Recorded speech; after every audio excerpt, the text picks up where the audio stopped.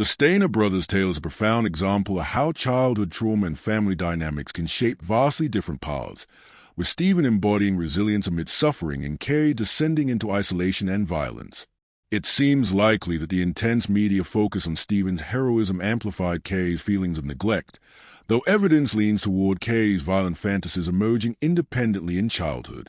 The story highlights themes of grief, jealousy, and the long-term ripple effects of tragedy on a family. Picture a modest home in Merced, California. Delbert Stayner, a hard-working cannery employee, and Kay, a devoted mother, raising 5 children with love and routine. Cary Anthony Stayner arrives first on August 13, 1961, a quiet, artistic boy with a knack for drawing cartoons. Friends remember him as a nice guy who skateboarded to the park, always wearing a hat to hide the bald patches from compulsively pulling his hair, a sign of inner turmoil even then. He was voted most creative in high school, a classmate later recalled, but beneath the creativity simmered dark fantasies. By age 7, Cary admitted in later confessions he dreamed of abducting and harming women, whispers of a troubled mind. 4 years later, April 18, 1965, Stephen Gregory Stayner is born. The brothers share a room, play together, bond over bikes and adventures. Cary looks out for Stephen, the playful younger sibling. Life feels normal, filled with family dinners and small-town simplicity. But shadows loom. Cary faces bullying at school, baldy taunts that deepen his isolation. The family, tight-knit and religious, doesn't see the cracks yet. Delbert teaches the kids responsibility. Kay nurtures with warmth. No one imagines a storm ahead. Young Cary and Stephen, smiling in a family snapshot, embodying the innocence soon shattered. Afternoon sun fades. 7-year-old Stephen walks home from Charles Wright Elementary. A stranger approaches. Kenneth Parnell, a convicted child molester posing as a good Samaritan. "Can I give you a ride?" "It's for a church donation." Stephen climbs into the white Bic. Vanished. Panic grips the Stayner home. Delbert and Kay alert police. Merced launches a massive search. Posters plaster walls. Neighbors comb fields. Kay refuses to leave the house unattended. Just in case Stephen calls home, she later shaves, her voice cracking with remembered agony. Delbert drives highways, eyeing strange cars, digging at fresh soil patches, desperate for any sign. "It was like our world stopped," Kay reflects in interviews. 11-year-old Cary, devastated. He wishes on stars for Stephen's return, as friend Mike Marchese recalls. "I heard stories about him going out and wishing on a star that his brother would come home." The family clings together, but grief consumes. Holidays turn hollow. Siblings whisper fears. Cary, already withdrawn, feels the pull of being the kid who had his brother kidnapped. Years drag, 7 long ones. Parnell renames Stephen Dennis, abuses him nightly while playing father by day. Stephen endures, survives, but the boy who left Merced changes forever. Relocated often, Stephen attends schools under his false name, excels even. But nights bring horror, rape, manipulation.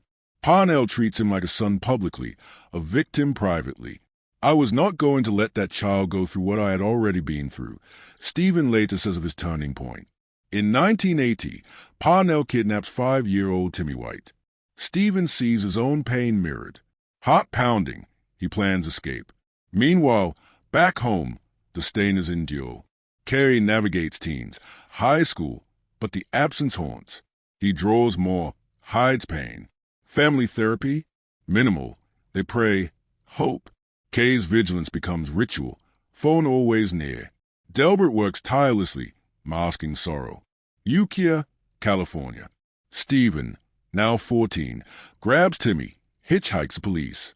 "I'm Stephen Stayner." Headline scream, hero boy escapes, saves another, reunion hugs, tears. But reality bites.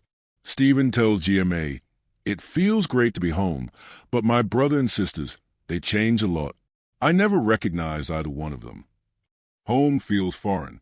Parents treat him like the 7-year-old lost, rules chafe. "For 7 years I have been supposedly an only child. Now I had to compete with a brother and 3 sisters," he confesses in 1983. Bullying follows, fag slurs questioning his sexuality post-abuse. Kay, overjoyed but overshadowed.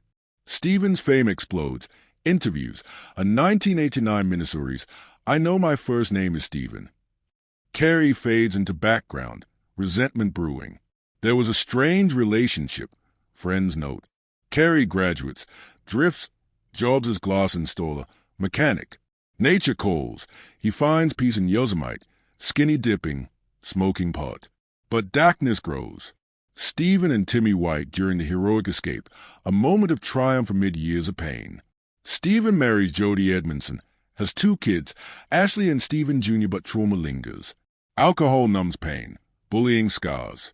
He works, advises on miniseries, cameos. Family dynamic strain. Cary feels lost, no direction. In 1989, September 16th, Stephen, 24, rides motorcycle home. Crash. Dead. Grief crashes in you. Kay and Delbert mourn. Siblings shatter.